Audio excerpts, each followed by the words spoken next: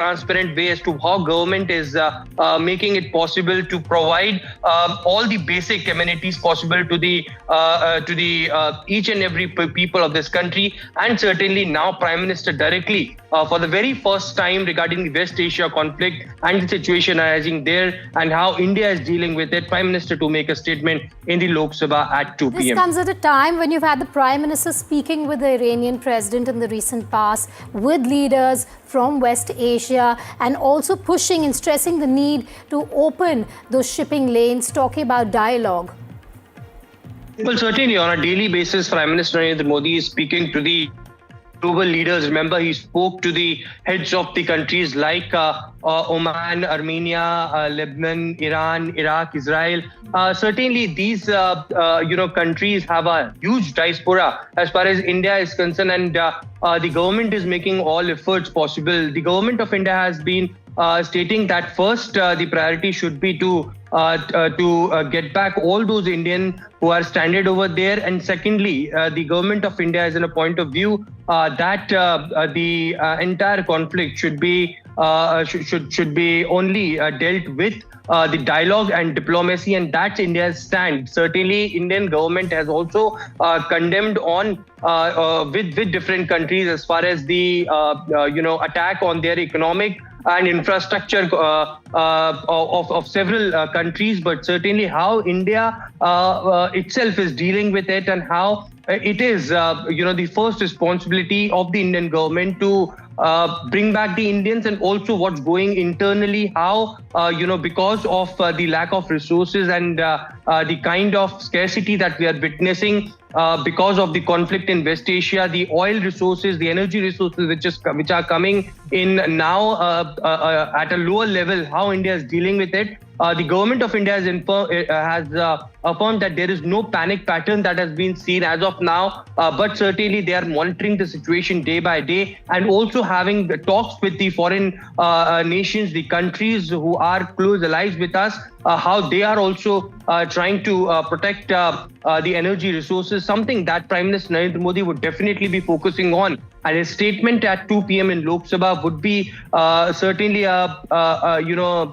has come only after having a 3.5 hours meeting yesterday at 7 RCR. Stay with me, Aishwarya. Quick recap for our viewers. Prime Minister Narendra Modi will be addressing the Lok Sabha in about an hour and 40 minutes from now. He will be speaking on the current ongoing war in the Middle East. And Aishwarya, this comes at a time when you even have opposition MPs who've been wanting and pressing the Indian government for a discussion on the conflict in West Asia. They've been demanding a discussion not only on India's foreign policy, but the energy security as well.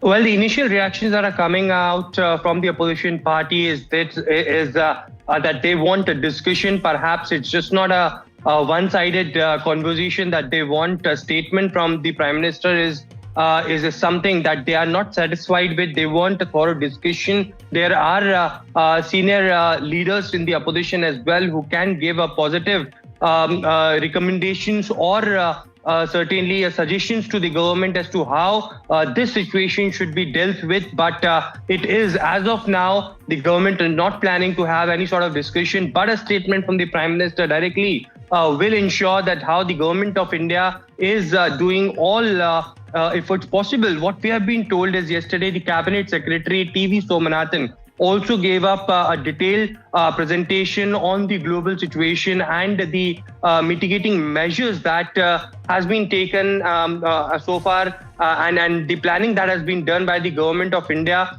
All the central ministries and departments who are concerned had been involved and how the interministerial work is going on. A close group of ministers, the ministry secretaries, all working together and ensuring that there should be no problem on ground as far as India is concerned, and the boundaries are well protected as well. So yes, on one side there has been the opposition parties demanding a discussion, but certainly when the Prime Minister will be speaking, he would certainly be focusing on all the points and on all the directions that the government of India has given so far, and how India has been planning to deal with this situation in the next few months. You know, Aishwarya, in that CCS meeting as well, which was a meeting, of course, to review the situation, the mitigating measures when it comes in context to the West Asia war, the bottom line is the message going out to Indians at that point is that we need to, as the Indian government, safeguard the citizens from the impact of this conflict, which will come their way. But the attempt here by Prime Minister Modi and his cabinet and his government is to minimize it. Well, certainly, and sectors like agriculture, fertilizer, food security, petroleum, power, MSMEs, exporters, shipping, trade, finance, supply chains that includes the energy resources, the overall, macroeconomic scenario of the country, all were discussed yesterday during the Cabinet Committee on Security. And the ongoing conflict in West Asia certainly have an impact on all short, medium and long-term impact on the just not our economy, but also on the global economy, and how India is assessing that particular situation, the countermeasures that India is taking, both immediate and for the long term, were discussed yesterday in the CCS as well, and having a detailed assessment of availability of the critical needs of the common man, how it cannot impact as far as the food, energy, fuel security of every Indian living in this country, and also the short-term, medium-term measures and the long-term measures that the Indian government is taking, all were discussed in detail, and therefore the reason perhaps 8 to 9 ministers that are involved in all of these sectors were called in on a day when it was a public holiday. Prime Minister Narendra Modi engaged with these ministers, secretaries for almost 3.5 hours, and a detailed outcome has come out. And therefore the reason perhaps now, today on Monday when the parliament resumed, it is now Prime Minister Narendra Modi who is going to make a detailed statement on the entire West Asia conflict at around 2 p.m. All right, so all eyes on 2 p.m. when the Prime Minister will be addressing the Lok Sabha. Expect him to talk about the ongoing energy crisis across the world, the impact on India, and a promise that also came out of the CCS meeting yesterday, as Aishwarya pointed out, that the efforts will be to minimize the impact on Indians back home. Thanks for joining me live there, Aishwarya.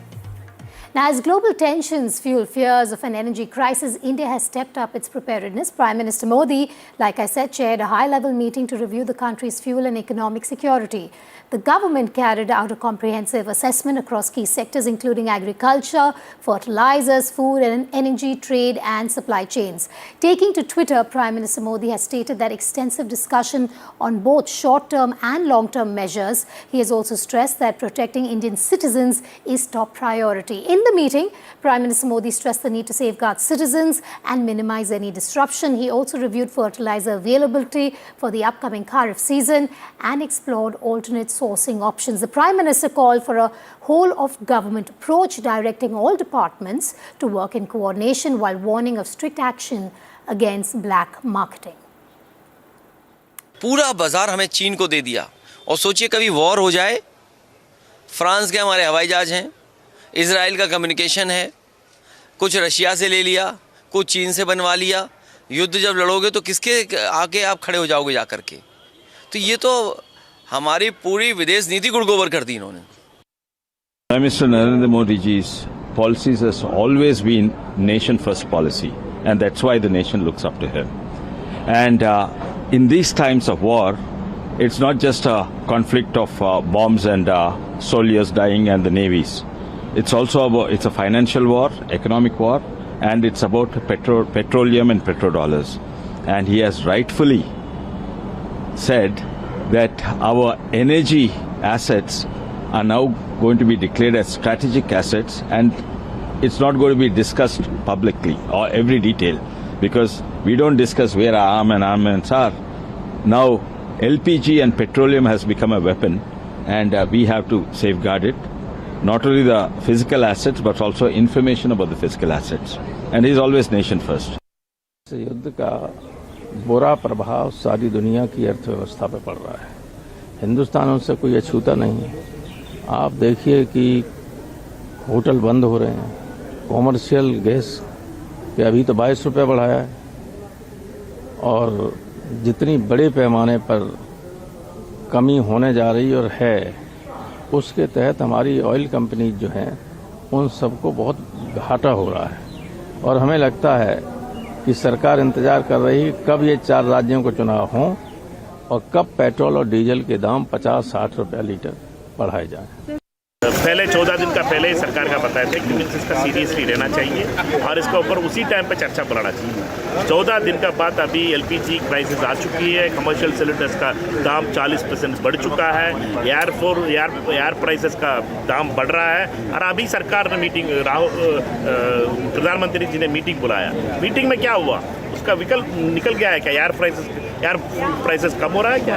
Commercial prices cylinders का prices कम हो रहा है क्या? कुछ नहीं, कोई announcement नहीं। चर्चा चाहिए, उसमें कुछ स्टेटमेंट तो होना चाहिए।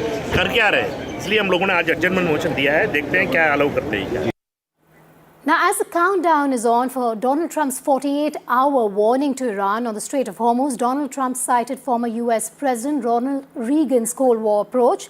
He has written, and I quote, "Peace through strength," to put it mildly, unquote, in a post on Truth Social. Earlier, Donald Trump had issued a 48-hour warning to Iran for opening Strait of Hormuz, although Iran was quick to back. Iranian foreign minister has said that Strait of Hormuz is not closed. Ships hesitate because insurers fear the war of choice which US has initiated. Meanwhile, IRGC has escalated its rhetoric against the United States, with a spokesperson appearing to mock President Donald Trump using the phrase, "You're fired." US has also warned that if the strait remained restricted, the United States of America would hit and obliterate Iran's various power plants. Hey Trump, you are fired. You are familiar with this sentence. Thank you for your attention to this matter. The central headquarters of Khatam al-Anbiya. He's not going to give away what we're going to do. He's, as President Trump always does, he's leaving all options on the table.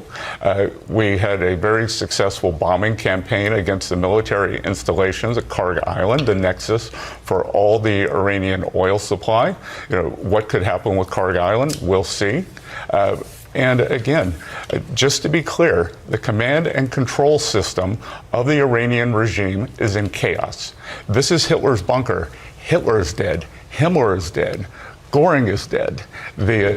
Most of what you're seeing are lone wolf activities. Well, Maria, as the president announced, he will start by attacking and destroying one of Iran's largest power plants. There are gas-fired thermal power plants and other type of plants. And I want to be clear here before there's, kind of hand-wringing out in the international community. The IRGC, which we've declared a terrorist organization, along with many European countries, control much of Iran's economy, control its critical infrastructure, and continue to power what's left of its war effort through this control of its critical infrastructure. So the president is not messing around. He stands, unlike his predecessors, he stands by his red lines, and he's not going to allow this genocidal regime to hold the world's energy supplies or economies. I know is that we always come together. It was under President Trump's leadership that we had the extremely successful summit in The Hague, where we agreed to spend 5% of our GDPs on defense, and therefore equalizing for the first time since Eisenhower. Yes. So this is quite some time back in history, equalizing what the Europeans are spending and what the Americans are spending. Not only because it is fair that we all spend the same, and this was a wish from Trump 45 and now it's Trump 47. He got this done, but also because we need it, because of the Russian threat and our other adversaries. Then on Ukraine, it is again the US providing critical intelligence support and a weapons flow, working together with the Europeans to secure Ukraine's fight against the Russians, making sure they have what they need. And now with Iran, I'm absolutely convinced. And I understand the president's frustration that it takes some time. But again, I also ask for some understanding, because nations had to prepare for this, not knowing, and for good reasons, about the initial attack on Iran. But now coming together to make sure that we can be able to secure the Strait of Hormuz. The situation is very severe. I can tell you that today, only as of today, we lost 11 million barrels per day. So more than 2 major oil shocks put together. As of now, as a result of this crisis, we lost about 140 BCM, almost twice. So the situation is, if we want to put in a context, this crisis, as it things stand now, 2 oil crises and 1 gas crisis put all together, the single most important solution to this problem is opening up the Hormuz Strait, as it things stand now. It's really come up since then. Brent Cruise. Joining me live from Tehran is Yusuf Jalali, who is a journalist there reporting for NDTV. Good morning, Yusuf. A very quick question to you. After Donald Trump's warning, the IRGC has said energy sites in countries hosting the U.S. bases would become legal targets. What are we expecting in the run-up to this deadline and after when it comes to Tehran? Well, of course, Donald Trump's 48-hour ultimatum to Iran has ended. But of course, instead of backing down, we see that Iranian officials are taking a jab at Donald Trump. We heard it coming from the spokesperson of the Central Command of Iran's armed forces, known as Khatam al-Anbiya headquarters. He said directly to Trump, quote unquote, "Hey, Trump, you're fired." And this is a signature line repeated several times by Donald Trump himself. So Iranians are, instead of budging to these pressure campaign, they are trying to play down or mock Trump's threats. And on the battlefield, we can see the same thing happening. They continue to increase the pressure on the Strait of Hormuz. They continue to launch missile salvos and drone salvos towards the American and the Israeli assets in the region. And of course, they continue to mount the pressure. They continue to resist these air campaigns by the United States and the Israelis. And Iran made it clear that if Donald Trump goes ahead and targets the power plants in Iran, then they will show zero restraint and they will fire back, targeting the entire region's power plant infrastructure, yes. The electricity grids in the region, the power plants and energy infrastructure in the region would be a legitimate target for Iran. And they will also, they made it clear that they will close the Strait of Hormuz and block it forever.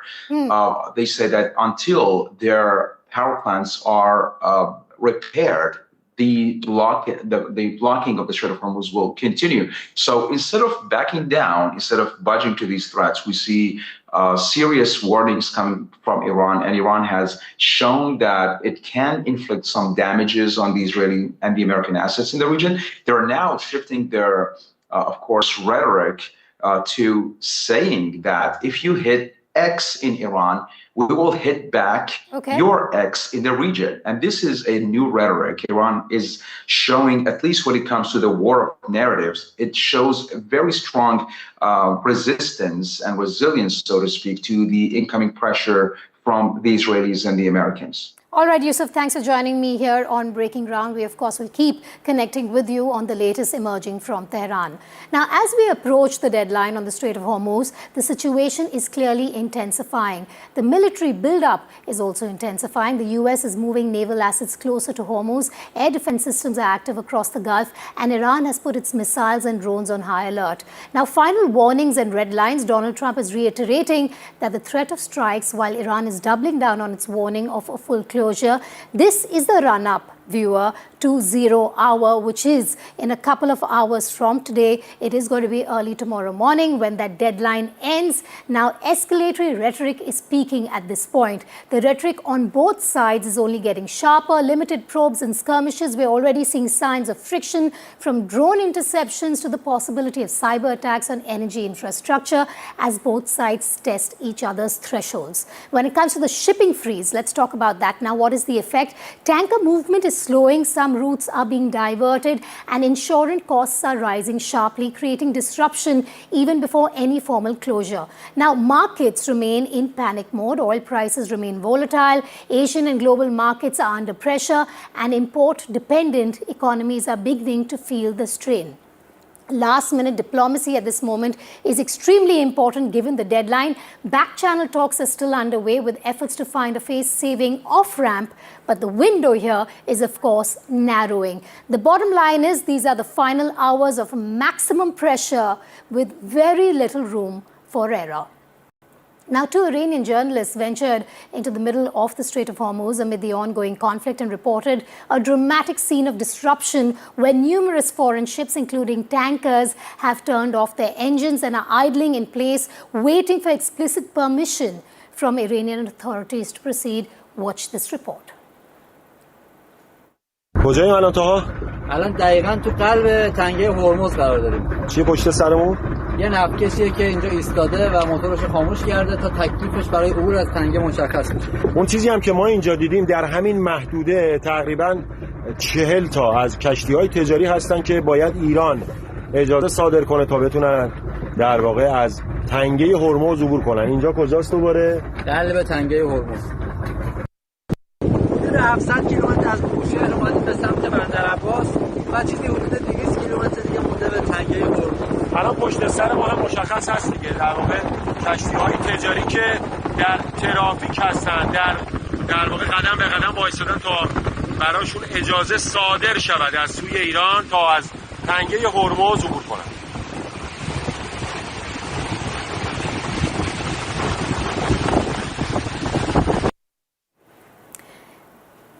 In this NDTV exclusive report from an undisclosed location in the Persian Gulf, we stand as the only currently reporting unit from the region amid the escalating US-Israel-Iran war. The Persian Gulf remains the most critical route leading to the Strait of Hormuz, the vital choke point for nearly roughly 20% of global oil trade. But shipping movement has dramatically slowed down. Watch this report.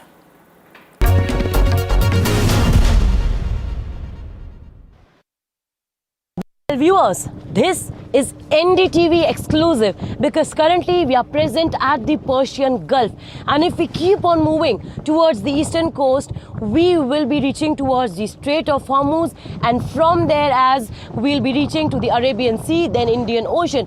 This is the entire road map. But in fact, if we talk about so as to ongoing situation and the condition, we all know that what is happening there at the Strait of Hormuz because of the ongoing conflict between Iran and Israel. But currently, as we bring you this exclusive report from the Persian Gulf, we will be also showing you that entire visual which will be in the closest proximity towards the Strait of Hormuz. However, it will not be definitely very much clearly visible because of the restrictions. We are not allowed to go towards that very area. In fact, we'll also just try to pan the camera and show you the visuals of that particular ship which is at the anchor right now, and it is waiting for the transit is what I am being told. And if we talk about the Strait of Hormuz, we all know that the world's 1/5 oil passes from Strait of Hormuz. That should be around 20 million barrels. And in fact, the major importers for the oil, the receiving countries are India, Japan and China, which will be majorly impacted if in fact this keeps on continuing.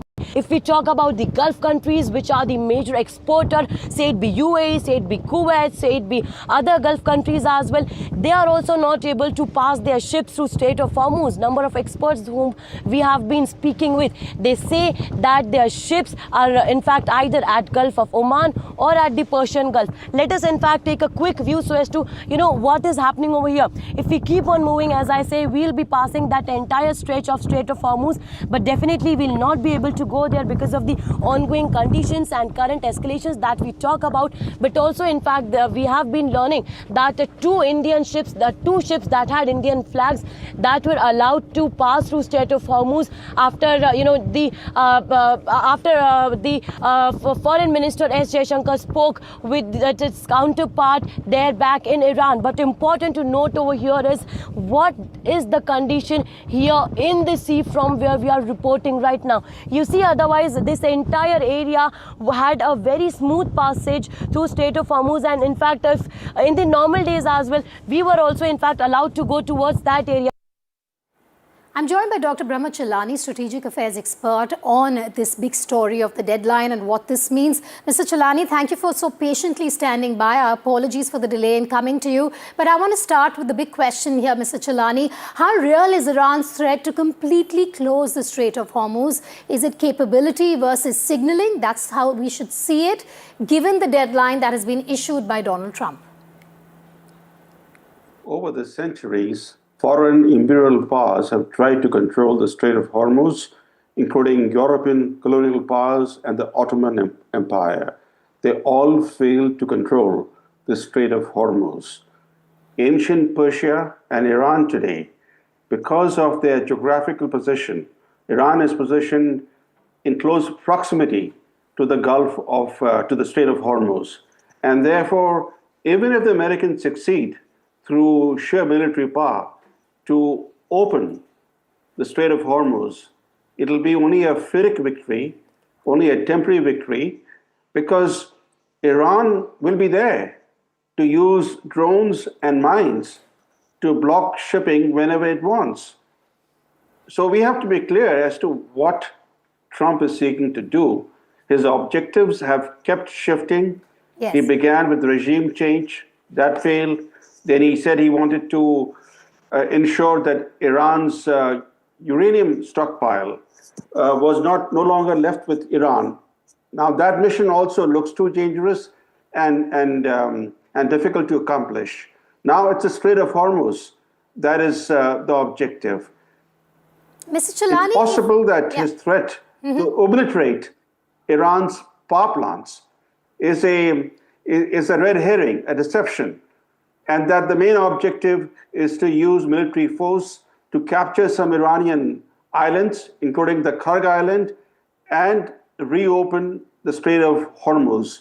But again, that mission is not going to be an enduring success in any way possible because of Iran's geographic proximity to the Strait of Hormuz. All right, do stay with me for a moment, because I want to also share with our viewers, as the deadline on the Strait of Hormuz expires, the situation could move in several directions, like Mr. Chelani has just pointed out, and each scenario carries serious global implications. Let's start with the first scenario here on our wall, which is to do with direct US-Iran conflict. If Washington, D.C. follows through on its threat, we could see strikes on Iranian targets followed by retaliation across the region. Now, that raises the risk of a rapid slide into full-scale war. What's scenario 2? The strait is shut down. Iran could block Hormuz using mines, drones, and missiles. Even partial disruption here would halt the tanker traffic and hit global oil supplies almost immediately. Let's go to scenario 3 now, which is regional war spreading. This may no longer remain contained. Israel's conflict with Iran could widen, pulling in Lebanon, Iraq, and Yemen, opening up multiple fronts. Scenario 4. Western allies step in. The US may not act alone. The UK and other European allies could join efforts to secure the shipping lanes, possibly under a broader coalition framework. That, however, also raises the risk of a wider confrontation with Iran. Now let's go to scenario 5, which is Gulf energy assets hit. Now, key oil and gas infrastructure across the region, including in Saudi Arabia and the UAE, could become targets, further disrupting already fragile energy supply chains. We're seeing some of them being targeted, but that could happen more often. Scenario 6 now that we bring to you, global economic shock. All of this feeds into higher oil prices, market volatility, and rising inflation, with import-dependent economies likely to be hit the hardest. Scenario 7, prolonged standoff. Even without a decisive escalation, we could see a drawn-out crisis with naval deployments, continued disruptions, and weeks of uncertainty. So what's the bottom line? Whether it escalates quickly or drags on, any disruption in Hormuz has the potential to trigger a global economic shock, reverberations of which are being felt already, but it could get way worse. Dr. Chelani is back with us. Let's just talk about the threat that has been issued by Donald Trump. Now, Dr. Chelani, if the deadline passes without resolution, what, according to you, is the most likely next move? Not the worst case scenario, but the most probable. First, the threat to destroy Iran's electricity grid. The US has done that in the past. In the first Iraq war, the so-called Operation Desert Storm, the US took out Iraq's power stations. That created a water crisis, a health crisis, infant mortality in Iraq skyrocketed. But Iraq did not have the capacity to retaliate, but Iran has the capacity to retaliate. So that's a big difference. And the Gulf partners of America are pressuring Washington not to hit Iran's energy or electricity infrastructure because they fear Iranian retaliation. Okay. The most important point is this, that the Strait of Hormuz, being the world's most critical shipping lane for energy supplies, that shipping lane is now effectively under Iranian control. Iran tacitly is saying that the passage of ships through the Strait of Hormuz depends on Iranian goodwill. Now Iran has allowed 2 more Indian LPG tankers to move through the Strait of Hormuz after Prime Minister Modi spoke with the Iranian president. So Iran is clearly showing that it's willing to allow passage of ships from friendly or neutral countries, but it will not allow movement of ships, of tankers from countries that are aligned with the United States. So in effect, what Iran is doing is demonstrating its capacity to use the Strait of Hormuz as a choke point to punish America and its allies. The question is, what happens now? There are only 2 paths possible for the US. Very quickly, Dr. Chilani, I'm running out of time. Well, one is further escalation, and the second is to try and de-escalate the conflict, because further escalation will not ensure success in terms of achieving objectives that can be shown over time to have yielded tangible benefits for the US and for Israel. All right, given Donald Trump's contradictory statements over the last 3 weeks, that remains a big question. Escalation or de-escalation, who will blink first? Who will step back and look at the bigger picture of the impact globally? Dr. Chilani, thank you as always for being here on Breaking Ground and for your perspective. We're sipping your short break. News and updates will continue in moments from now. Stay tuned to Breaking Ground.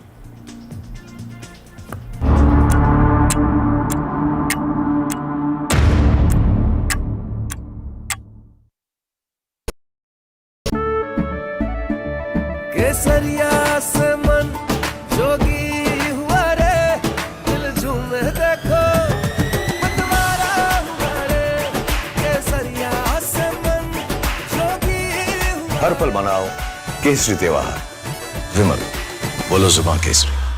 आपको शायद पता नहीं होगा, अपार ने INS Vikrant के लिए 150 से ज्यादा तरह के केबल्स बनाए हैं। देश के टॉर्पीडोस में भी हैं अपार के केबल्स। वंदे भारत भी अपार के केबल से ही स्पीड पकड़ती है, और यही वायर्स और केबल्स हमारे घरों को भी पावर करते हैं। विश्वास इसमें अपार, तभी तो ये है देश का तार।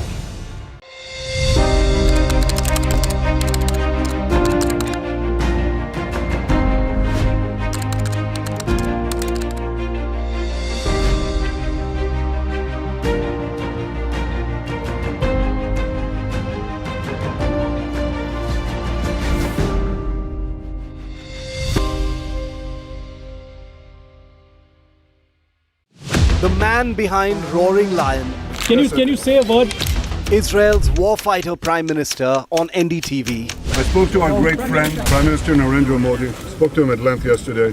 Thanked him for his standing with Israel, standing for the truth, and for the enormous friendship of the people of India. They are much admired and loved in Israel. And I won't get into the details of the conversation, but I've spoken to him and I've spoken to many other leaders in the region and beyond. Thank you. First word since he declared war on Iran. Just behind me, Prime Minister Benjamin Netanyahu. An NDTV world exclusive to Aditya Raj call. Benjamin Netanyahu on NDTV.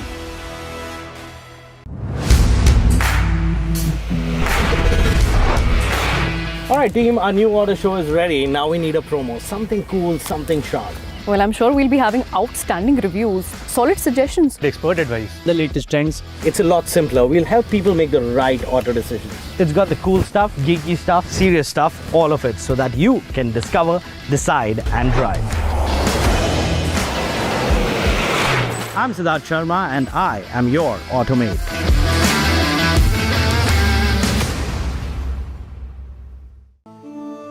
Ancient, infinite. I am the ocean. You came late, took, spilled, dumped. Call me endless. Now, my edges melt, but I rise. Because nature doesn't need people. People need nature. This World Water Day, a powerful narration on water, survival, and the path ahead. Dettol, Banega Swasth India, World Water Day Special.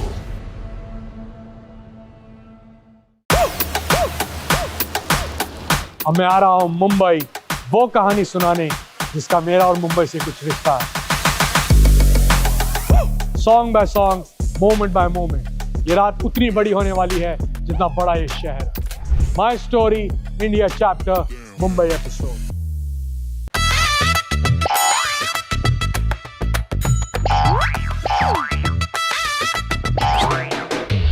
To understand the Tamil Nadu twist, join me in the midst of our people, language, and politics. Vanakkam Tamil Nadu, here we come.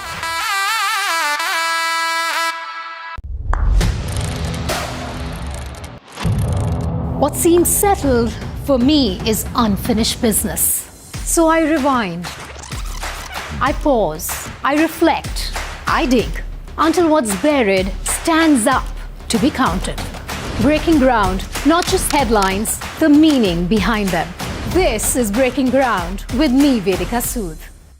Across the country. He has tracked the pulse of power from Washington to Korea. Witnessed history being made in global capitals and conflict zones.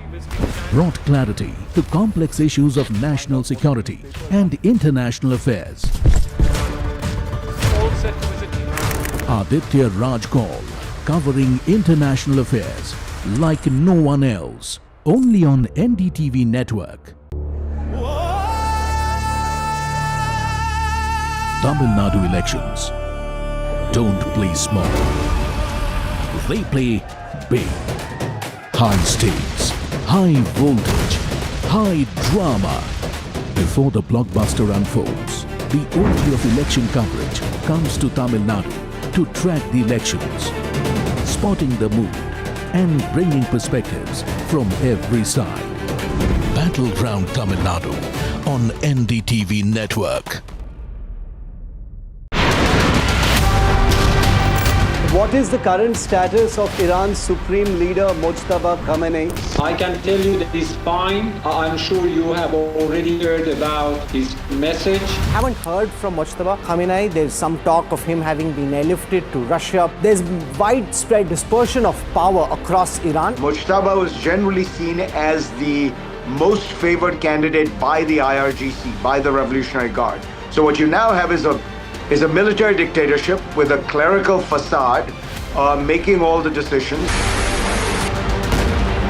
They are fighting an asymmetric battle. Does this, in a sense, force Israel and the United States to think about an off-ramp? The Iranian regime has been using asymmetric warfare against Israel for the last 3 decades. We have to make sure that their capability to do so diminishes.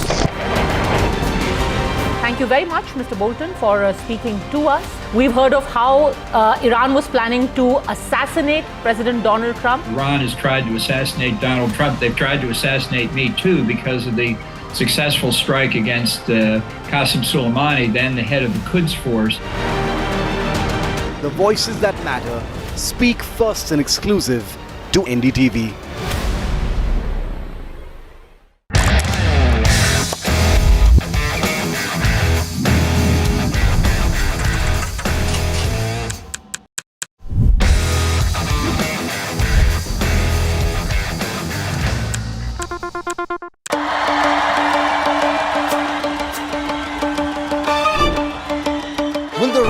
sun win with a hand in hand? Will the two leaves and lotus bloom? Who will whistle to success in Tamil Nadu? To understand the Tamil Nadu twist, join me in the midst of our politics and people. Vanakkam Tamil Nadu, here we come. The front lines of Kargil. The fury of Operation Sindhu. So many attacks. The chaos and cries of disaster zones. To fighter jet cockpits. And the world's most defining interviews. It's incredible. He has seen history break. Live, unfiltered. 20,000 hours of live broadcasting. Welcome to Left, Right and Center. Hard facts. War-struck country. Hard questions. In the Ukraine. 30 years of trust. In the Kargil area. North Ukraine. In France. In Italy. At Srinagar.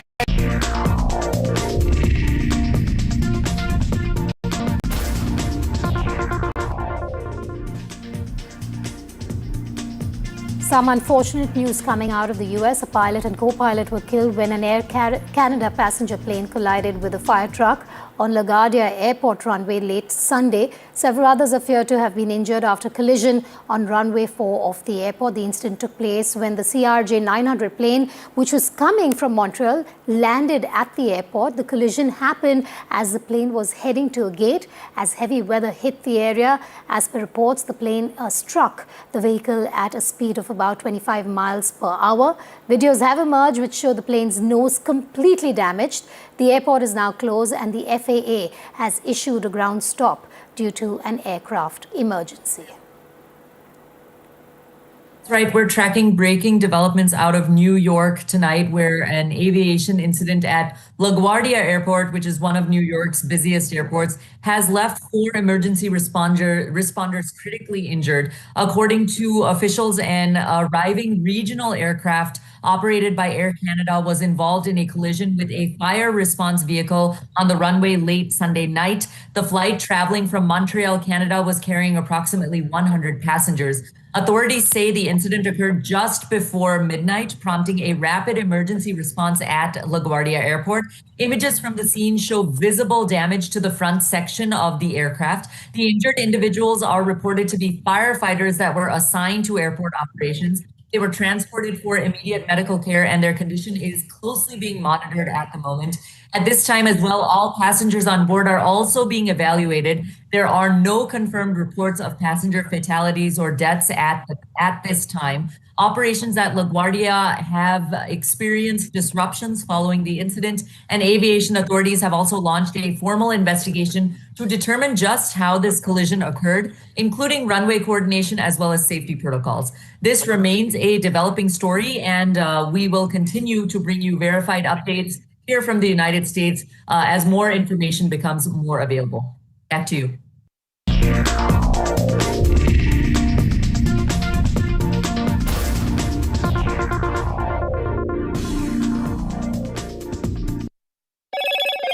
Hello, Moto. Motorola, India's leading AI smartphone brand. Motorola Signature, India's #1 camera phone. Grab Motorola Signature today.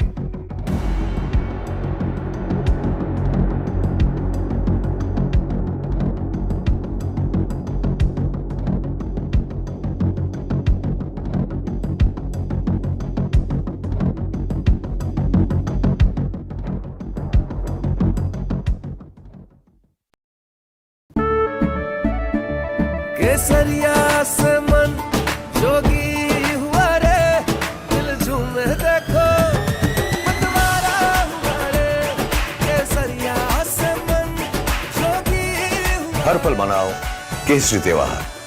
विमल, बोलो जुबान केसरी। इनको यहाँ से जाना ही होगा। जय मां दुर्गा! और क्यों रोए? There is no bigger battle in 2026. And nobody has reported Bengal like I have.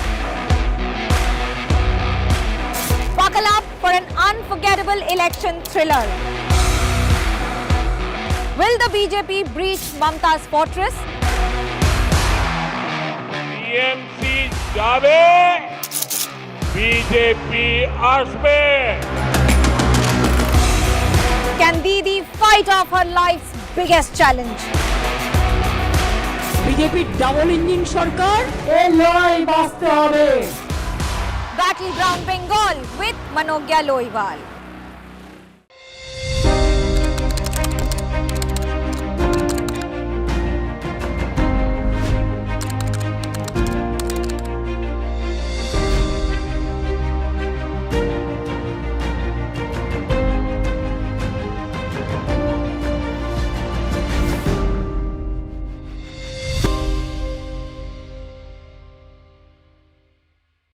The man behind Roaring Lion. Can you say a word?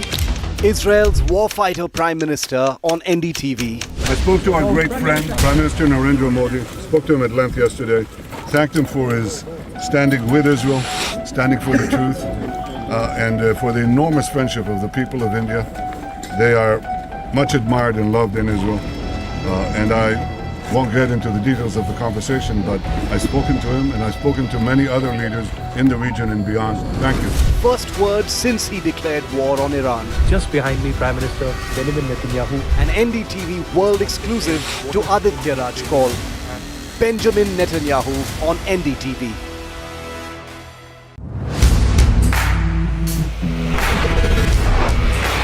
Alright team, our new order show is ready. Now we need a promo. Something cool, something sharp.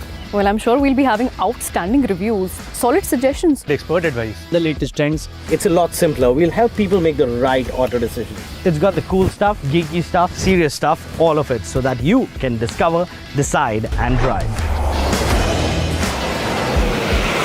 I'm Siddharth Sharma and I am your automate.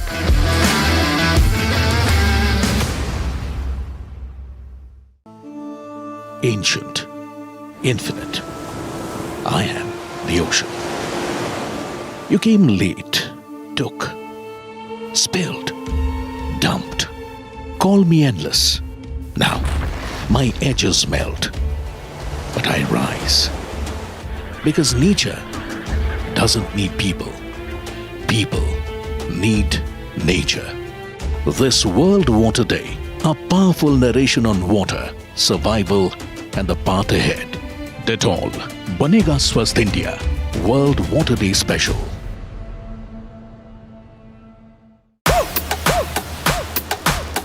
अब मैं आ रहा हूं मुंबई वो कहानी सुनाने जिसका मेरा और मुंबई से कुछ रिश्ता है song by song moment bye moment ये रात उतनी बड़ी होने वाली है जितना बड़ा ये शहर है my story India chapter Mumbai episode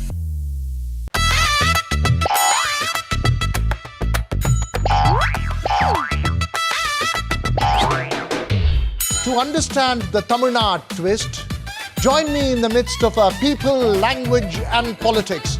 Vanakkam Tamil Nadu. Here we come.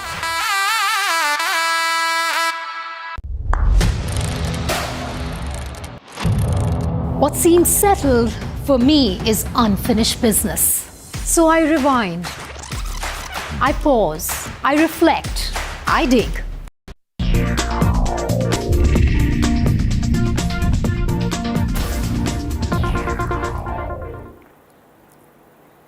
You're watching Breaking Ground. Today marks the 24th day of the ongoing Middle East war. The world stands at the edge of a dangerous escalation. A 48-hour ultimatum by President Donald Trump to Iran is now set to expire with a direct threat of military strikes on Iran's power infrastructure. Iran remains defiant, warning it will close the Strait of Hormuz indefinitely, a move that could choke nearly a fifth of the world's oil supply. Now, the International Energy Agency says what's unfolding could surpass the oil shocks of the 1970s. Oil prices are climbing, regional tensions are exploding, and the risk of a wider war is growing by the hour. The big question is, who blinks first? Well, for now, it's not Iran, nor is it Israel or the United States of America. Quick check on the headlines at this hour.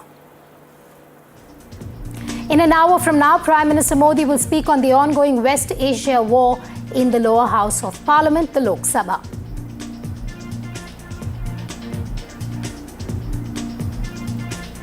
US President Donald Trump's peace through strength post says 48-hour Hormuz deadline nears. Iran hits out after Trump ultimatum says, strike us and we shut Hormuz completely. Iran mounts attack on Israel, fires barrage of missiles in central Israel. Netanyahu at ground zero says fighting for the world. Air Canada Express plane truck collide on New York's LaGuardia airport runway. Pilot, co-pilot killed.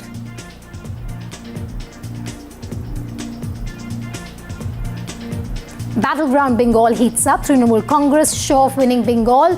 BJP hits out, says even Muslims won't vote for Mamata Banerjee.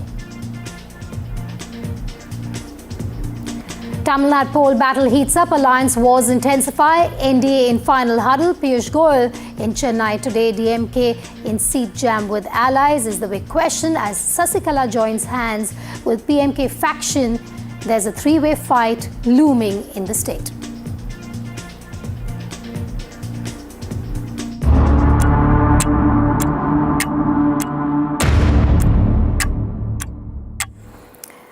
Well, as the countdown is on for Trump's 48-hour warning to Iran on Strait of Hormuz, Donald Trump cited former U.S. President Reagan's Cold War approach. He has written, and I quote him here, peace through strength, to put it mildly, unquote, in a post on Truth Social. Earlier, Donald Trump had issued a 48-hour warning to Iran for opening the Strait of Hormuz. Although Iran was quick to hit back, Iranian foreign minister has said that Strait of Hormuz is not closed. Ships hesitate because insurers fear the war of choice, which the U.S. has initiated, is what he said. Meanwhile, IRGC has escalated its rhetoric against the United States of America, with a spokesperson appearing to mock President Donald Trump using the phrase, quote-unquote, you're fired. U.S. has also warned that if the strait remained restricted, the United States would hit and obliterate Iran's various power plants. Hey, Tehran, you are fired. You are familiar with this sentence. Thank you for your attention to this matter. The central headquarters of Khatam al-Anbiya.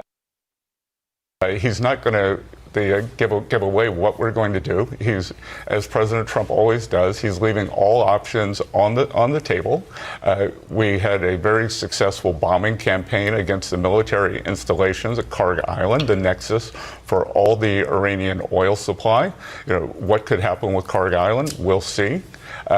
And again, just to be clear, the command and control system of the Iranian regime is in chaos. This is Hitler's bunker. Hitler is dead. Himmler is dead. Göring is dead. Most of what you're seeing are lone wolf activities. Well, Maria, as the president announced, he will start by attacking and destroying one of Iran's largest power plants. There are gas-fired thermal power plants and other type of plants. And I want to be clear here before there's, kind of hand-wringing out in the international community. The IRGC, which we've declared a terrorist organization, along with many European countries, control much of Iran's economy, control its critical infrastructure, and continue to power what's left of its war effort through this control of its critical infrastructure. So the president is not messing around. He stands, unlike his predecessors, he stands by his red lines, and he's not going to allow this genocidal regime to hold the world's energy supplies or economies. I know is that we always come together. It was under President Trump's leadership that we had the extremely successful summit in The Hague, where we agreed to spend 5% of our GDPs on defense, and therefore equalizing for the first time since Eisenhower. Yes. So this is quite some time back in history, equalizing what the Europeans are spending and what the Americans are spending. Not only because it is fair that we all spend the same, and this was a wish from Trump 45 and now it's Trump 47. He got this done, but also because we need it, because of the Russian threat and our other adversaries. Then on Ukraine, it is again the US providing critical intelligence support and a weapons flow, working together with the Europeans to secure Ukraine's fight against the Russians, making sure they have what they need. And now with Iran, I'm absolutely convinced. And I understand the president's frustration that it takes some time. But again, I also ask for some understanding because nations had to prepare for this, not knowing and for good reasons, about the initial attack on Iran. But now coming together to make sure that we can be able to secure the Strait of Hormuz. The situation is very severe. I can tell you that today, only as of today, we lost 11 million barrels per day. So more than 2 major oil shocks put together. As of now, as a result of this crisis, we lost about 140 BCM, almost twice. So the situation is, if we want to put in a context, this crisis, as things stand now, 2 oil crises and 1 gas crisis put all together, the single most important solution to this problem is opening up the Hormuz Strait, as things stand now. Really come up since then. Brent Cruise. My colleague Vishal joins me from the newsroom. Vishal, there are only 2 to 3 options on the table when it comes to this threat, this deadline issued by the US President Donald Trump. One, of course, is a further escalation, which impacts not only the regional countries, but far beyond. The other, of course, is negotiations, which looks highly unlikely at this point, given both sides, Iran and US, not backing down. So these are the options on the table. And the third being that perhaps that deadline is extended further with further threats or warnings issued by Donald Trump. But all 3 still will have an impact on the ground.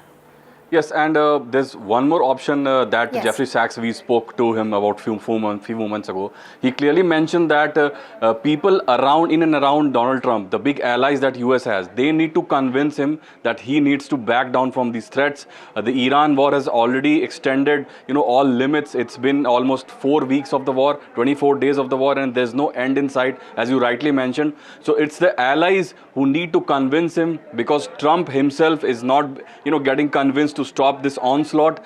Every day there's new escalation, as you rightly mentioned, and Iran is also not backing down, because Iran, although the military capabilities have been severely depleted, it's still able to mount those big attacks. There have been those several historic attacks on energy infrastructure, and if Iran is attacked on that same front, Iran has the capability to respond in a huge way. So that will create a big pressure, and a pressure that is already there and that can mount to historic levels. We just heard the IEA chief saying that the combined pressure by this gas and oil crisis is historic. So this can mount to even bigger levels if there's no end in sight, and it's on the close circle, on the allies of the US to convince him how to stop this. And it could get worse than the 1970s crisis, is what the IAEA has also said. Vishal, thanks for joining me live. Now, from an undisclosed location in the Persian Gulf, NDTV stands as the only Indian network currently reporting from the region amid the escalating US-Israel-Iran conflict. The Persian Gulf remains the world's most critical maritime corridor, leading directly to the Strait of Hormuz, a choke point through which nearly 20% of global oil trade flows. But in recent days, shipping activity has slowed dramatically, underscoring the mounting risks to global energy security. It has become the front of this war in many ways between the US, Israel against Iran. Watch this exclusive report.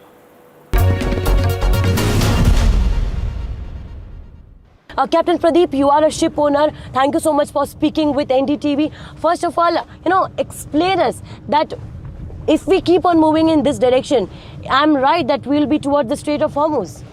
Thank you, Jasri and NDTV.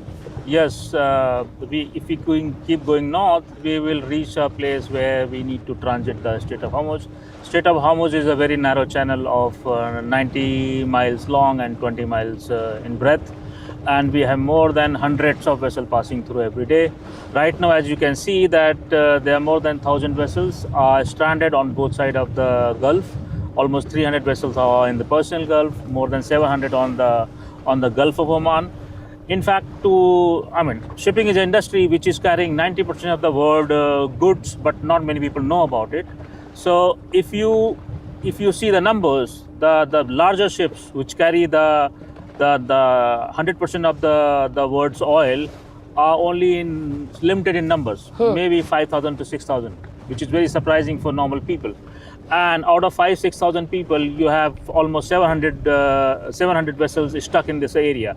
So whole supply chain is getting strained, One thing is that the oil is not available. Oil is not available, then oil price will go up. If oil is not available in this area and this conflict persists, countries will try to find solution from different locations like Russia, Venezuela, US and North Europe. But what happens, the same vessel which is getting oil from, take example of India. One vessel which takes 6-7 days voyage to bring the same quantity of oil may take more than 50 days to bring the oil. So the time period will be more, the cost will be goes more. up, and ship goes in supply. These limited vessels, they'll go in short supply. The freights will go astronomically high. Captain Pradeep, I would like to interrupt you over here. Just back, we can see there are 2 ships. Are they just, here at the anchor because of the ongoing condition right now? Yes, there are more than, as I said, there are more than 1,000 vessels stranded. You can see closest, there are 2 ships. All the ships are waiting for transit.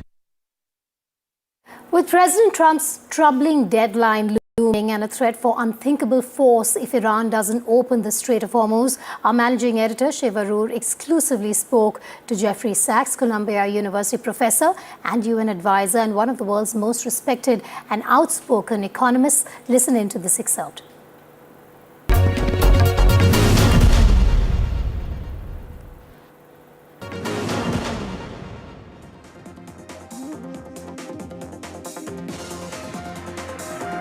After 24 days of war, Donald Trump has just made his most serious gamble against Iran. And I'm going to be joined now by someone who is in a better position perhaps to speak about what's on Donald Trump's mind.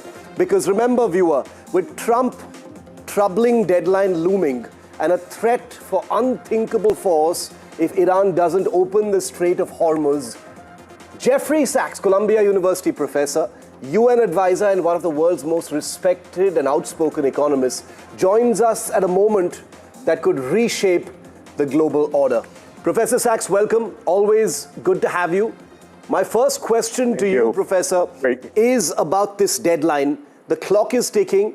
In a few hours from now, the time runs out on the latest ultimatum/threat, whatever you want to call it, that Trump has now issued to Iran, saying, if you don't open the Strait of Hormuz, we're going to bomb the hell out of all your power plants. Professor Sachs, welcome. Thank you very much. We are in one of the most dangerous moments of modern history. Donald Trump is, in my opinion, a completely unstable person who could take the world to disaster. His partner, Netanyahu, in Israel, is similarly unstable and reckless. They are gambling the future of the world. They need to be stopped by world leaders such as Prime Minister Modi and President Xi and President Putin, explaining to Mr. Trump that you cannot gamble the future of the world on your reckless threats. This is not a spectator sport for us. This is not for us to just sit back and ask, what will Donald Trump do? He has no right to threaten all of humanity with this absolutely reckless escalation. And as the Iranians have said, since they are under existential threat from the United States and Israel, they will fight back. They will destroy a tremendous amount of the physical infrastructure of the Gulf region, which is home to 1/3 of the world's oil supplies. They will destroy a lot of Israel. We could see escalation to full world war. This needs to be stopped. This is not asking, what is Donald Trump going to do? He is an absolutely unstable person. He is an ignorant person, I'm sorry to say. He does not have a strategy. He improvises, but he's improvising with the risk of the whole world at this point.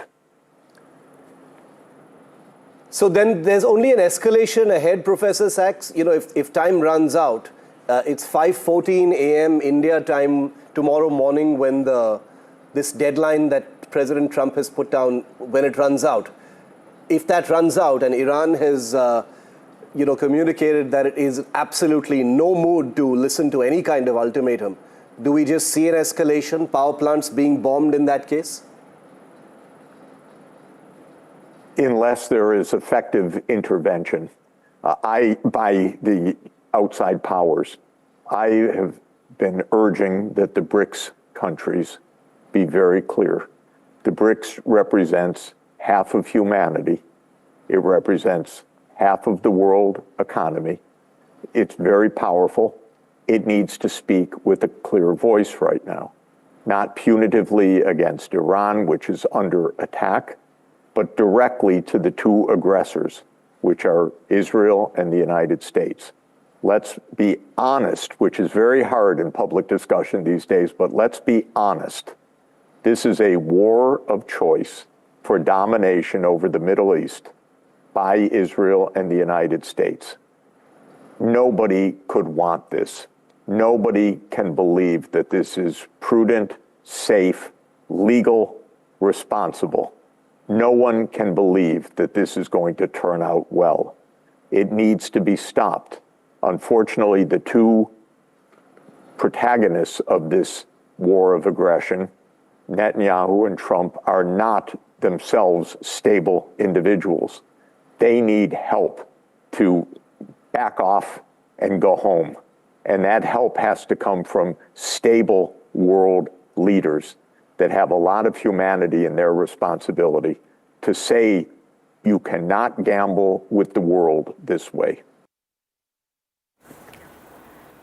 Now, major damage is being reported across key energy hubs in the Middle East. Let's bring you details. Facilities in Iran, in Israel, Kuwait, Qatar and Saudi Arabia have sustained heavy losses that we've been bringing to you over the last 3+ weeks of this war, with fires and explosions crippling production capacity.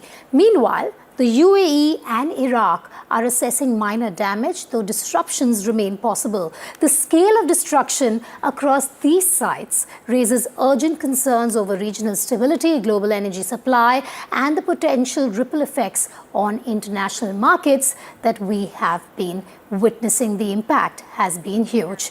Now let's take you through some of the most powerful images coming in on day 24 from the conflict region. Iran has launched a barrage of missiles and cluster warheads onto southern and central Israel a day after striking 2 Israeli towns in retaliation for attacks on Iran.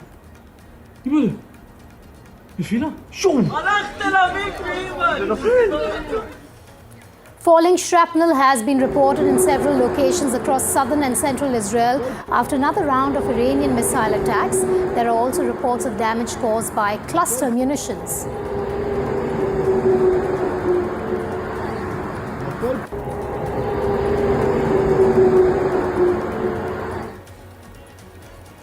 In a dramatic escalation, the United States of America's Central Command has released exclusive strike footage targeting key Iranian military assets. The video showcases precision attacks on strategic sites, including missile systems, radar installations, and naval assets.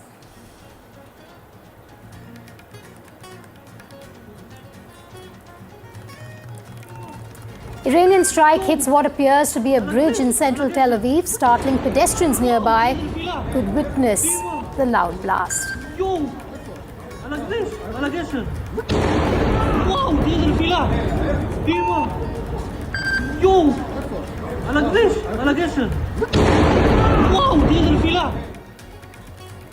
As the war between Israel and Iran rages on, amidst the war, a dramatic video has come out of Iranian missile being intercepted mid-air by Israeli defense system in an exo-atmospheric engagement.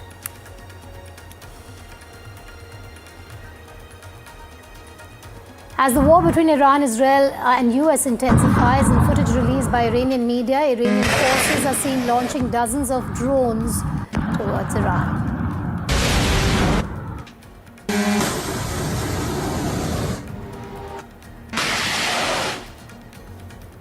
Close shave for a biker in Israel's Or Yehuda city. Moments after a motorcycle passed, a projectile fell on the road. The explosion followed and a plume of smoke was seen in the area.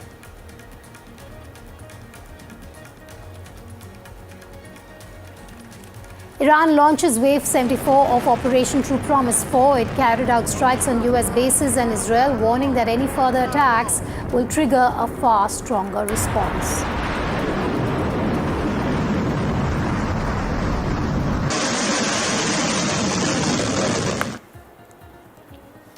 Meanwhile, Israel has ramped up assaults on Hezbollah targets, with an Israeli missile caught on camera destroying the Al-Qasmiya bridge in southern Lebanon.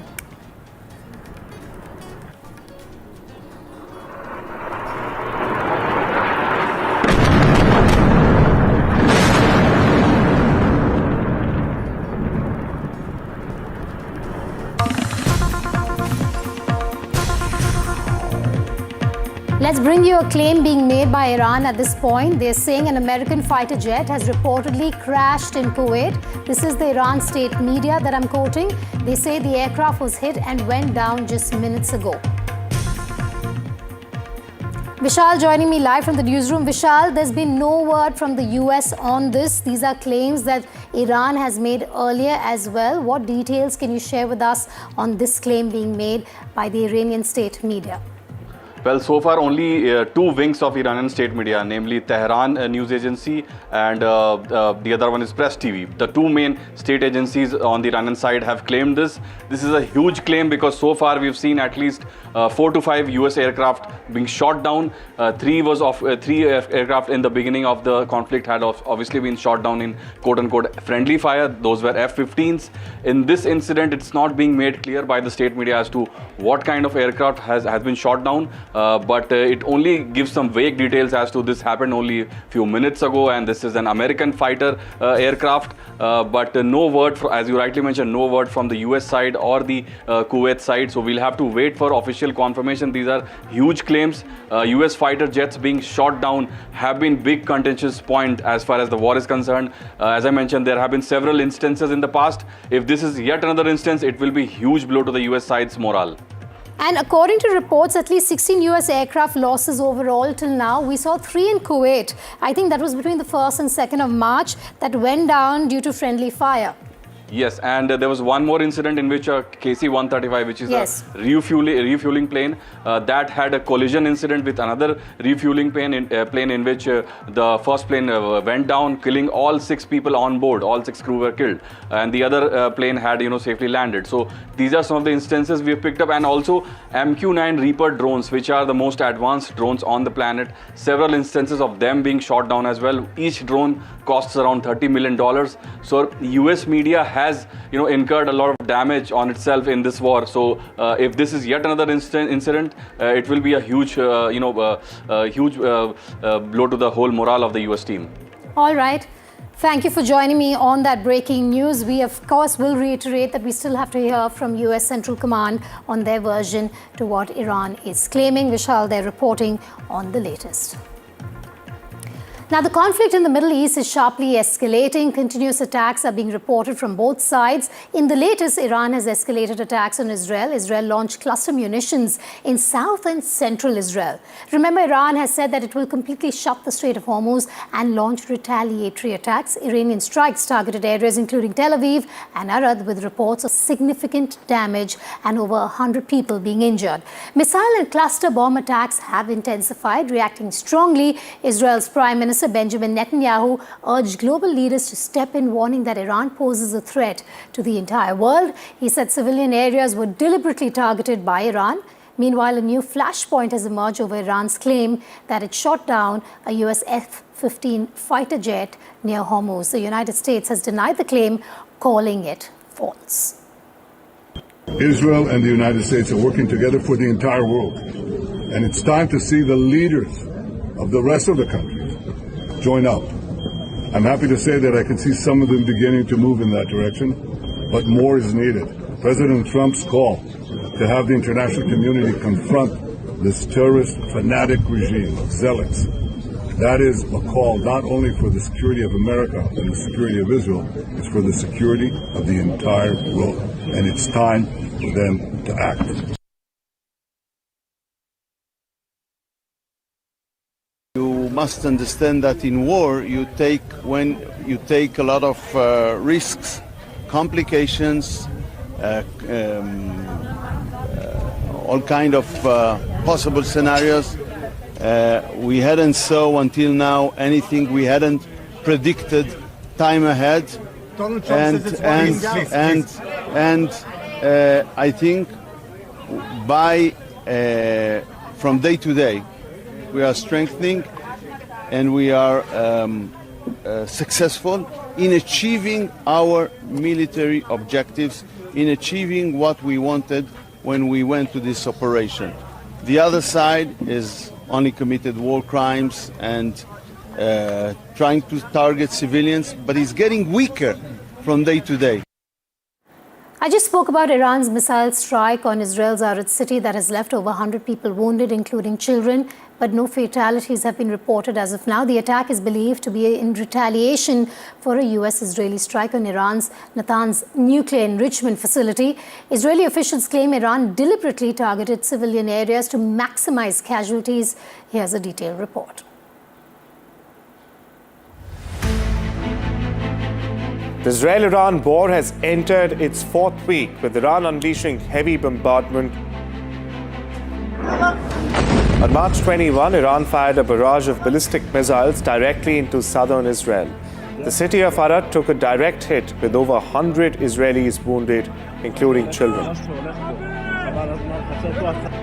Prime Minister Netanyahu rushed to Arad personally, assessing the destruction on the ground and declaring the attack a deliberate strike on civilians. In the last 48 hours, Iran targeted a civilian area. They're doing that as a mass murder weapon. Luckily, no one was killed, but that's due to luck, not their intention. Their intention is to murder civilians. We're responding with great force, but not on civilians. We're going after the regime. We're going after the IRGC, this criminal gang, and we're going after them personally, their leaders, their installations, their economic assets. We're going after them very strongly. The Israel Foreign Minister also visited the site to review the situation. And so until now, anything we hadn't predicted time ahead. Donald Trump I think from day to day, we are strengthening and we are successful in achieving our military objectives, in achieving what we wanted when we went to this operation. The other side is only committed war crimes and trying to target civilians, but it's getting weaker from day to day. Iran says this is retaliation for the US-Israeli strikes on its Natanz nuclear facility. However, Israeli officials call it part of Tehran's clear strategy of heavy, repeated attacks on population centers to maximize casualties. The message from Jerusalem remains firm. Netanyahu has made it clear that these heavy Iranian attacks will not go unanswered. Bureau Report, NDTV. US-Israeli attacks on Iran are taking their toll on ordinary people there. Family has been searching for their members, their loved ones, family members, a week after an airstrike reduced the supermarket to rubble in the capital, Tehran. More in this report. Buried somewhere under the rubble of this building in Tehran is Mahdi Mirza Hosseini. 5 days after the airstrikes that caused this, his brothers are still searching for him.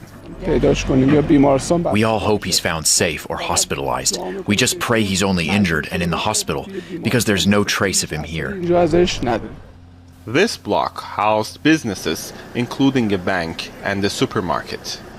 Mahdi had opened his shop in this location just 1 month ago. My mother had tried to stop him, saying, "Don't go, the situation is bad." He said he had to go, the customers had called. The Iranian capital has been relentlessly bombarded by US and Israeli forces since the war began last month. Civilian areas are also being hit.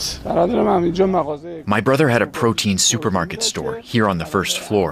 My brother's store was from here to the end of the wall. He went to the store during the war, and now he's missing. Despite the risk of daily airstrikes targeting Tehran, these brothers are determined to find their sibling. Tohid Asadi, Al Jazeera, Tehran. A deepening mystery at the top of Iran's power structure. No speech, no sighting. Mojtaba Khamenei missing from the public eye ever since this war has begun, ever since his father was assassinated. Now, even as the war enters a critical phase, the big question remains who is holding the power. And this comes at a time when you have Benjamin Netanyahu addressing the media, speaking to his nation over and over again. But Mojtaba is nowhere to be seen. The war has entered its fourth week with relentless strikes. At the same time, suspense over Khamenei's whereabouts and growing indications suspect IRGC could be tightening its grip on the power in Iran. A new report suggests a possible power vacuum with no clear evidence of Mojtaba calling the shots. Even intelligence agencies are tracking his whereabouts, but there's been no visibility of the supreme leader of Iran. All right, our rolling coverage here continues, and we will be cutting to Parliament in about 30 minutes from now. Why? Because Prime Minister Modi will be speaking in the Lok Sabha on the West Asia war. He's expected to speak at about 2 o'clock, and this will be his first speech in Parliament on the war. This comes just a day after Prime Minister Modi chaired a high-level meeting to review the country's fuel and economic security. The government carried out a comprehensive assessment across key sectors, including agriculture, fertilizers, food, energy, trade and supply chains. Taking to X, Prime Minister Modi stressed that protecting Indian citizens is top priority. He also reviewed fertilizer availability for the upcoming Kharif season and explored alternate sourcing options. Prime Minister Modi also called for a whole-of-government approach, directing all departments to work in coordination while warning of strict action against black marketing. A lot of reactions also coming in from the opposition and the leaders of opposition. They're criticizing the centre's strategy. The Congress is seeking an all-party meet on the energy challenges. Listen in to some of those statements. No expectation. I want to hear what he has to say.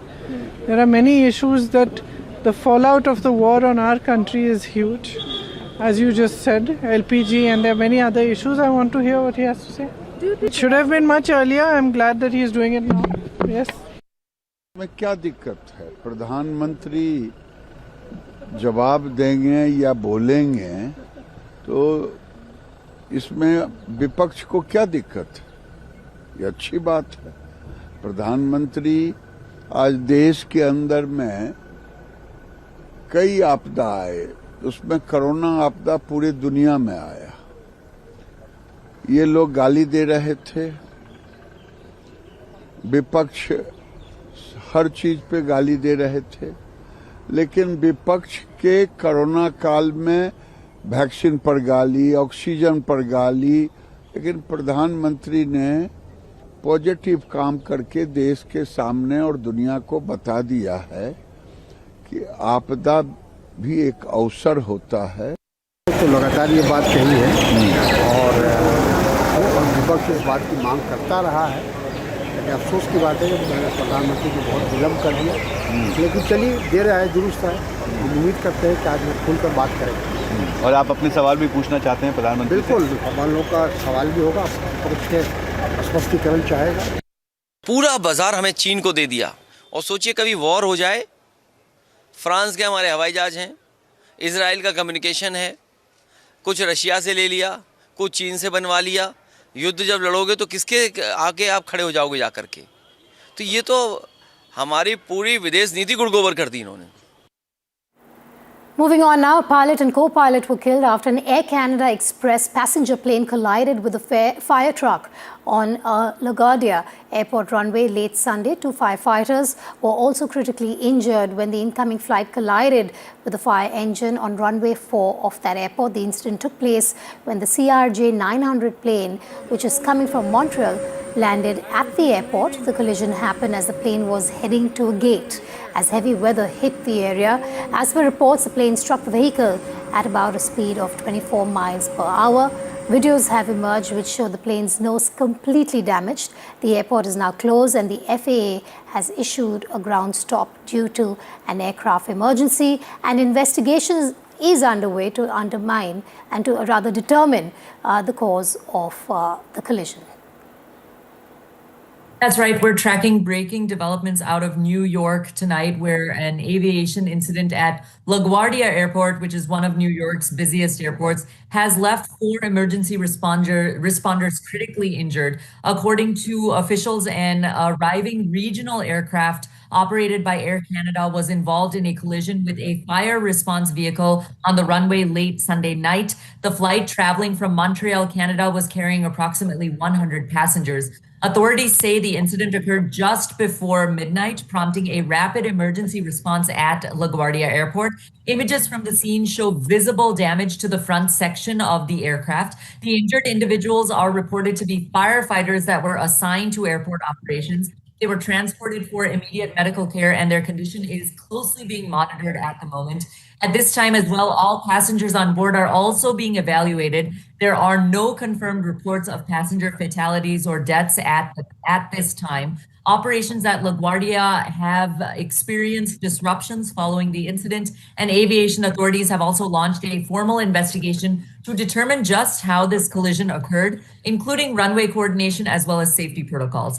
This remains a developing story, and we will continue to bring you verified updates here from the United States as more information becomes more available. Back to you. In news just coming in, after 4 ambulances belonging to a Jewish community organization in North London were set ablaze overnight in a suspected anti-Semitic hate crime. Now you have UK's Prime Minister speaking out on this incident, and he has gone on to condemn the incident and say deeply shocking anti-Semitic attack. You also have the UK police coming out and saying that they are detecting Iranian plots targeting Jews in London. I have Vishal joining me live on the story. Vishal, you have the Prime Minister of UK coming out. He has, of course, condemned the attack, calling it a deeply shocking anti-Semitic attack. What details can you share with us pointing to this concern of his? Yes, and right before the Prime Minister spoke, there was a big statement released by the UK Police Commissioner in which they clearly stated that there was some big, plots revolving around these Iranian folks that are presently in the UK, and they had been planning to mount some of these attacks.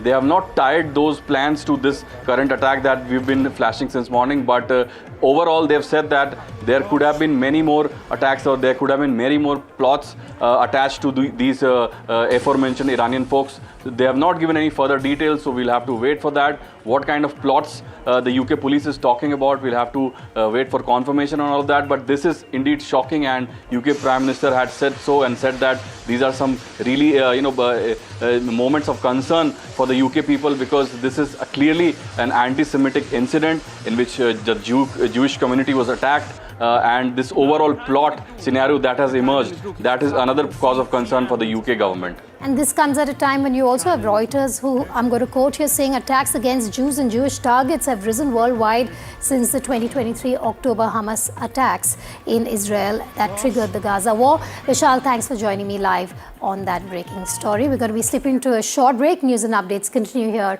on Breaking Ground at 1 p.m. Stay tuned.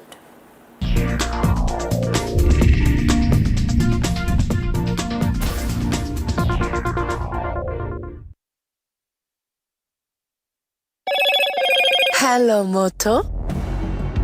Motorola, India's leading AI smartphone brand. Motorola Signature, India's #1 camera phone. Grab Motorola Signature today. Prime Minister Modi to speak on West Asia war at 2 p.m. in Lok Sabha. All eyes on Prime Minister's speech and address. US President Donald Trump's peace through strength post as 48-hour Hormuz deadline nears. Iran hits out after Trump's ultimatum, says strike us and we shut Hormuz down. Iran mounts attack on Israel, fires barrage of missiles in central Israel. Netanyahu at ground zero says fighting for the world. Air Canada Express plane collides with a truck at a New York airport. Pilot, co-pilot killed.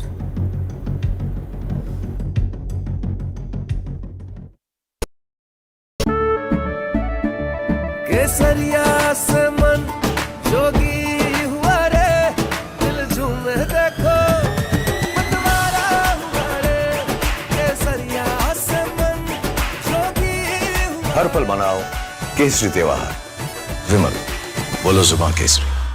आपको शायद पता नहीं होगा, अपार ने INS Vikrant के लिए 150 से ज्यादा तरह के केबल्स बनाए हैं। देश के टॉर्पीडोस में भी हैं अपार के केबल्स। वंदे भारत भी अपार के केबल से ही स्पीड पकड़ती है और यही वायर्स और केबल्स हमारे घरों को भी पावर करते हैं। विश्वास इसमें अपार, तभी तो ये है देश का ताज।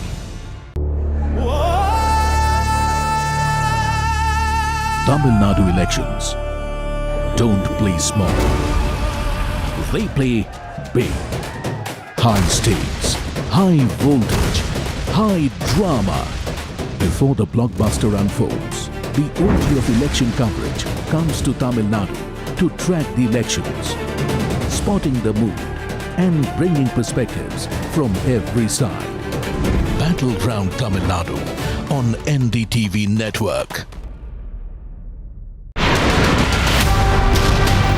What is the current status of Iran's supreme leader Mojtaba Khamenei?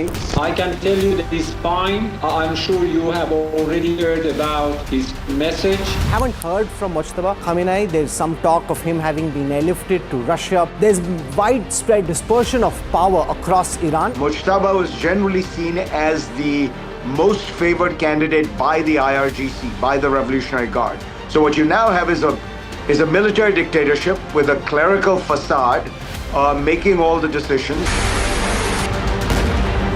They are fighting an asymmetric battle. Does this, in a sense, force Israel and the United States to think about an off-ramp? The Iranian regime has been using asymmetric warfare against Israel for the last 3 decades. We have to make sure that their capability to do so diminishes. Thank you very much, Mr. Bolton, for speaking to us. We've heard of how Iran was planning to assassinate President Donald Trump. Iran has tried to assassinate Donald Trump. They've tried to assassinate me too because of the successful strike against Qasem Soleimani, then the head of the Quds Force. The voices that matter speak first and exclusive to NDTV.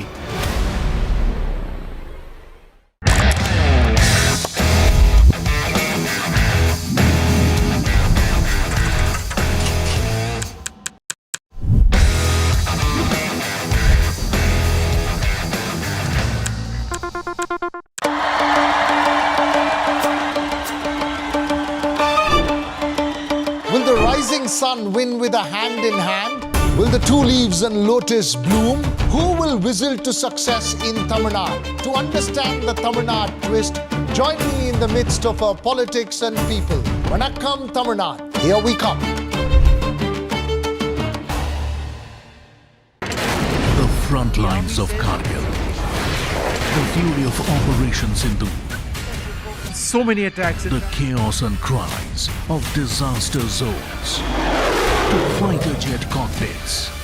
And the world's most defining interviews. It's incredible. He has seen history break. Live. Unfiltered. 20,000 hours of live broadcasting. Welcome to Left, Right and Center. Hard facts. War-struck country. Hard questions. In the Ukraine. 30 years of trust. In the Kargil area. North Ukraine. In France. In Italy. At Srinagar. INS Vikrant. Vishnu Shom for NDTV. Vishnu Shom. Only on NDTV. Straight from the heart of the newsroom to the core of the stories shaping your world. Join me, Gargi Raut, as I track all the developments as they break. Live from the NDTV newsroom, weekdays at 4 p.m. इनको यहाँ से जाना ही होगा। जय मां Durga! There is no bigger battle in 2026. And nobody has reported Bengal like I have. Buckle up for an unforgettable election thriller. Will the BJP breach Mamta's fortress? TMC जावे, BJP आसमे. Can Didi fight off her life's biggest challenge? BJP double engine সরকার এই লড়াই বাঁচতে হবে Battleground Bengal with Manogya Loiwal.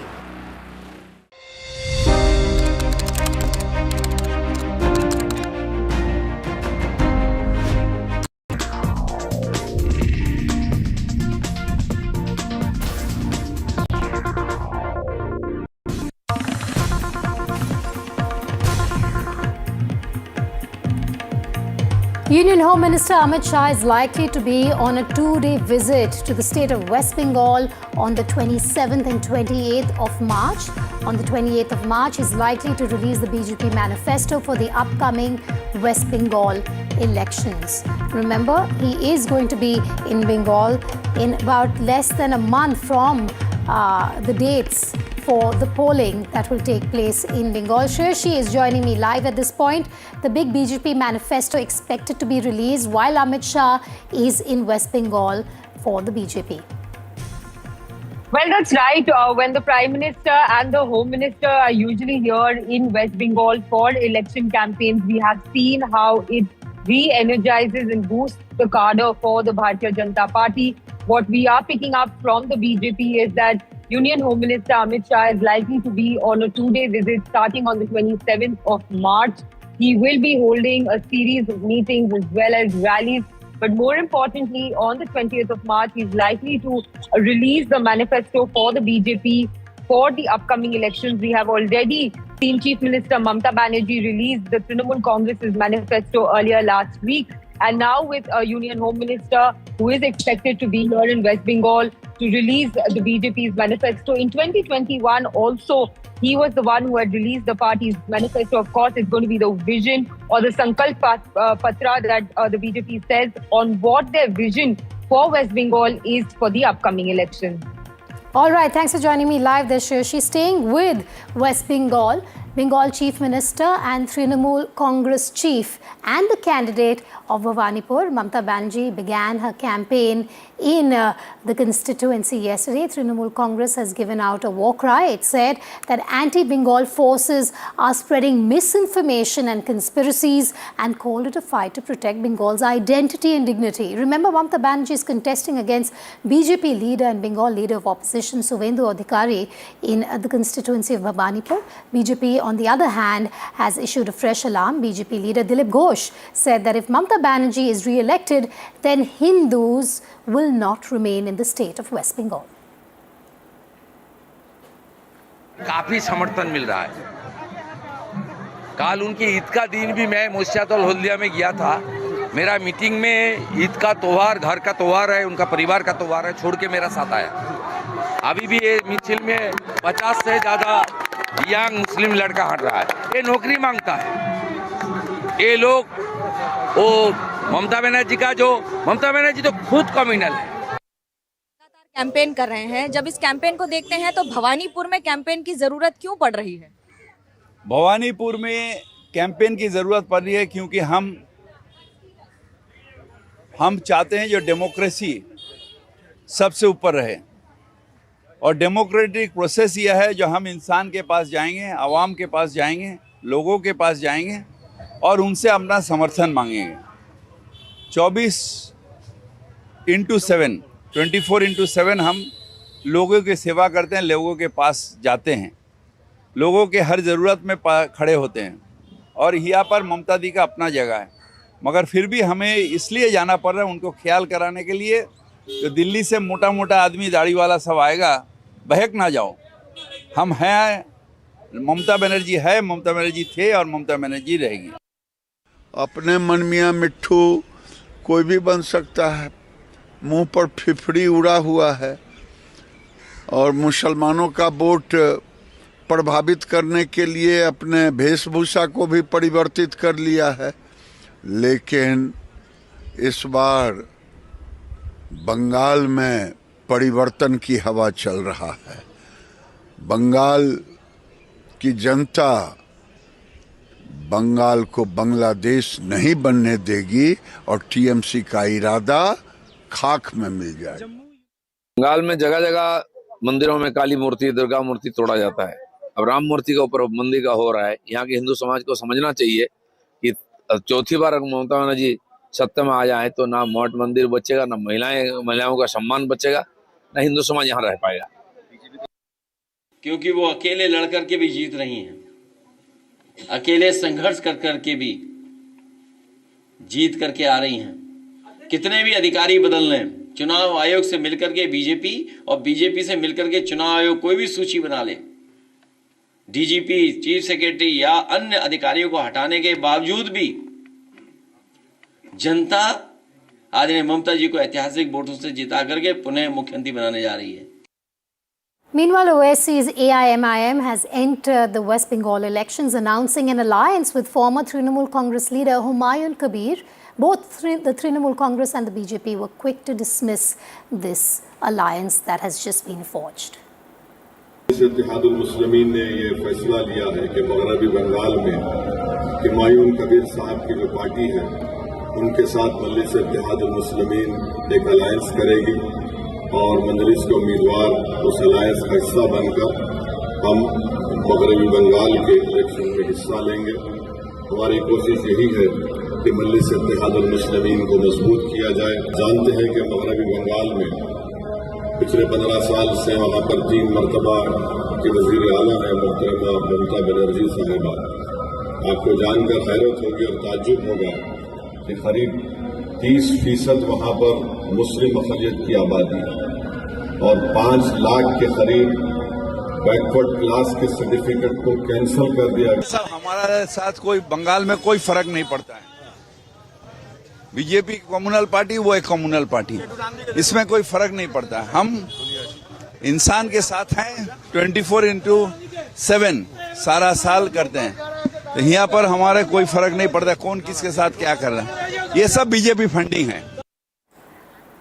And with that, it's a wrap on Breaking Ground. In moments from now, Prime Minister Narendra Modi will be speaking in the Lok Sabha. Padmaja Joshi will be joining you live. Stay tuned.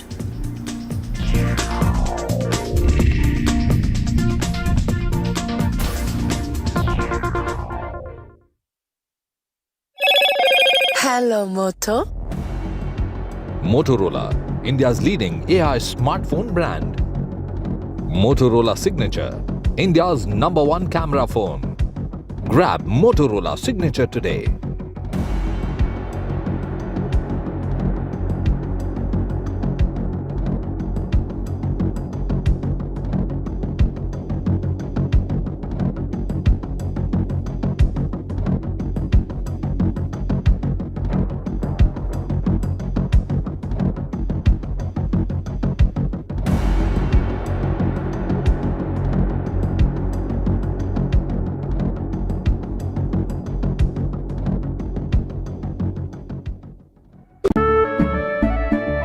केसरिया से मन जोगी हुआ रे, दिल झूमे देखो मतवारा हुआ रे।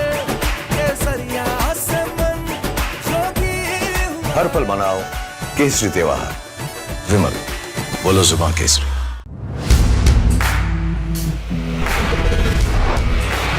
Alright team, our new order show is ready. Now we need a promo. Something cool, something sharp. Well, I'm sure we'll be having outstanding reviews, solid suggestions, Expert advice, the latest trends.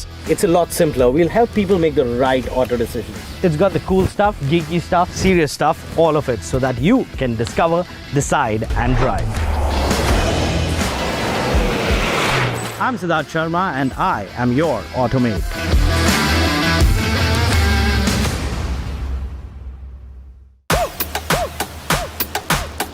अब मैं आ रहा हूं मुंबई, वो कहानी सुनाने जिसका मेरा और मुंबई से कुछ रिश्ता है।